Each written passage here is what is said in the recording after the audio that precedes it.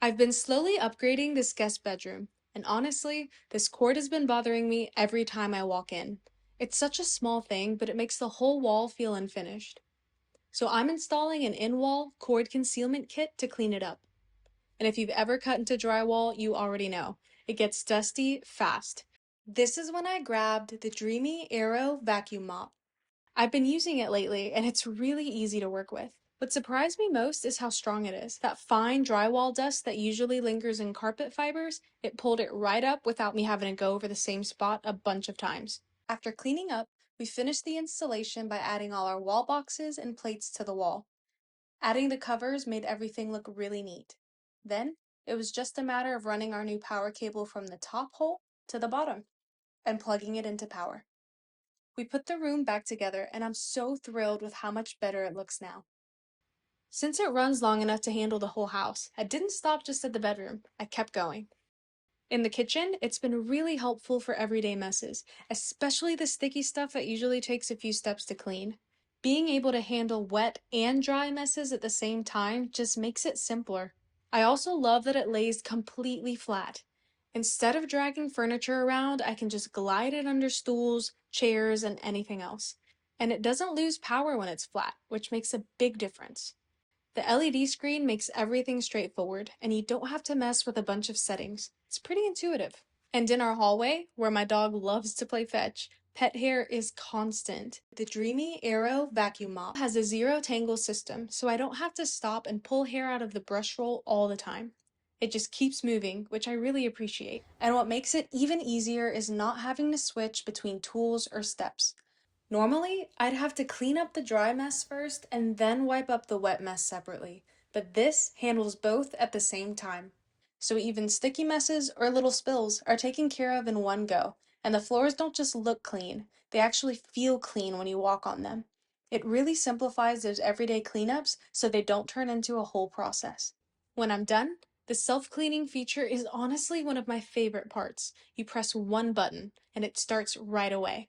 It uses a soaking and rotating motion to clean the brush, kind of like hand washing it, so I don't have to deal with that part myself. And once the tank is full, it's so easy to pop it right off and dump the contents in the sink. I was shocked at how dirty the water was. I can't believe we were walking on that. Now the cords are hidden, the floors are clean, and the whole space feels more finished. I like when upgrades feel simple, not complicated or overwhelming. You can actually get this for under $210 right now by using the link below. Claim your 30% discount and see the difference for yourself. I wanted to modify my air vent to make it prettier looking, but I wanted to keep the existing outer frame since it's a unique size and shape. I wanted a project that would keep the dampers so that I could continue having this movable part to adjust airflow as I needed it. I removed my air vent and took a look at how it was put together. I could see that the slats were held in place by these little knobs at the end. Removing these just using a flathead screwdriver. Then I cut the vent slats themselves using a pair of tin snips, and then I was able to wiggle them and pull them out. I went to Home Depot and found a decorative piece of mesh that I wanted to add. I cut it to size and sat it into the AC vent. It sat deeply into the vent, but I did want it to sit closer to the top of the vent so that it all looked a little bit more level. That's when I decided that I could utilize the holes that were left in the sides of the vent. I tested out some skewers from my kitchen and found that they fit perfectly through the holes. I dipped the ends of the skewers into a little bit of liquid nail so that when I put it back into the holes, the liquid nail would be there to harden everything into place. Once those were in place, then I took my metal grate and I placed it right on top after having added a little bit more liquid nail to the back of that. I cleaned everything off with a damp paper towel and then allowed it to dry. As a final step, to make sure that everything looked properly finished, and also to make sure that the metal grate is firmly in place, I added a bead of white caulk all around the edges. After that, the only thing left was to put it back into place, and then open the damper to the position that I wanted for the room. I think it looks great, the airflow is fantastic, and it was a nice and easy upgrade to my home that only cost about $20. I took this builder grade cabinet from plain to custom. The first step was to measure the width of my cabinet door opening with the slides in place. Then I cut down the 1x8 to the width and depth that I needed for my cabinet. I put these together into a box shape using just some L brackets. It was really quick and easy to do. Once I had the box built, I ended up taking a piece of plywood and marking it, cutting it, and adding it to the bottom. This way I had a fully formed box.